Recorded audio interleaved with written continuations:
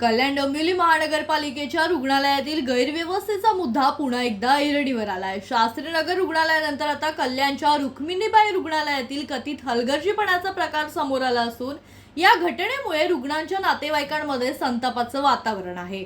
Ram Sony हे उपचारासाठी रुक्मिणीबाई रुग्णालयात दाखल झाले होते। त्यांच्या पायाला फ्रॅक्चर झाल्याचं सांगण्यात आलं। मात्र नातेवाईकांच्या आरोपानुसार फ्रॅक्चर झालेल्या पायावर प्लास्टर करण्याऐवजी पुठ्ठ्याचा आधार देण्यात आलाय।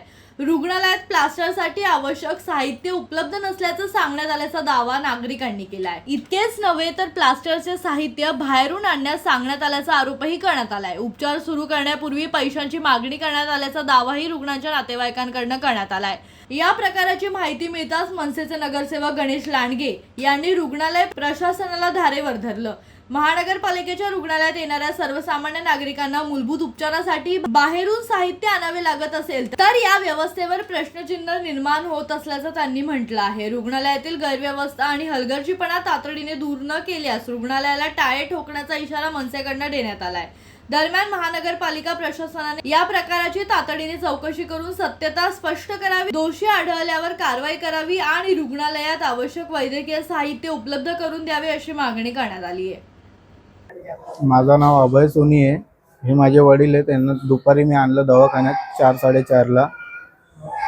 इथं मी पाय बोललो पप्पांना असं असं झालंय। मी आलो पण इथं मला काय उपचार व्यवस्थित भेटला नाही। काय झालेलं पप्पांना? फ्रॅक्चर झालेला त्यांचा पाय। कुठे आणलेलं? रुक्मिणीबाई इथं आणल्यानंतर आम्हाला हे असे पुट्टे वगैरे लावून दिलेत सपोर्ट। हे बरं आहे का तुम्ही सांगा?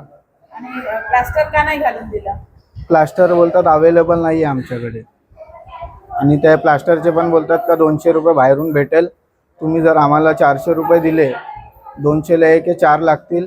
जर आम्हाला 100 रुपयाच्या हिशोबाने 4 प्लास्टरचे तुम्ही 400 रुपये द्या, आम्ही तुम्हाला पूर्ण करून देतो। सर्वात पहिले कल्याण डोंबिवली महानगरपालिका क्षेत्रात नेहमी आपण बघता रुक्मिणी नागरिकांची शोकांकित आहे की आज त्यांना जे लागलंय फ्रॅक्चर झालंय आणि रुक्मिणीबाई दवाखान्यामध्ये सपोर्ट म्हणून पुठ्ठा लावलेला आहे। माझं प्रशासनाला विनंती आहे की पुढच्या 1 हप्त्यामध्ये आपण याची सुधारणा नाही केली तर महाराष्ट्र नवनिर्माण सेना ह्या रुक्मिणी दवाखान्याला लॉक लावेल। काय नेमकी घटना आहे? काय घडलेलं?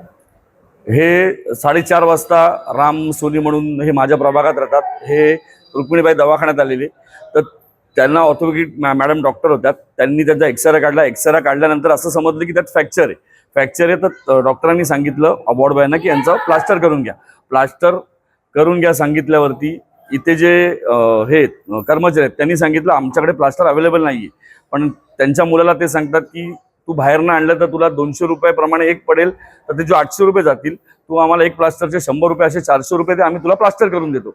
म्हणजे लाखो रुपये कल्याण डोंबिवली महानगरपालिका हे औषधांवरती खर्च केले, पण त्याचा कुठलीही सुविधा नागरिकांना मिळत नाही।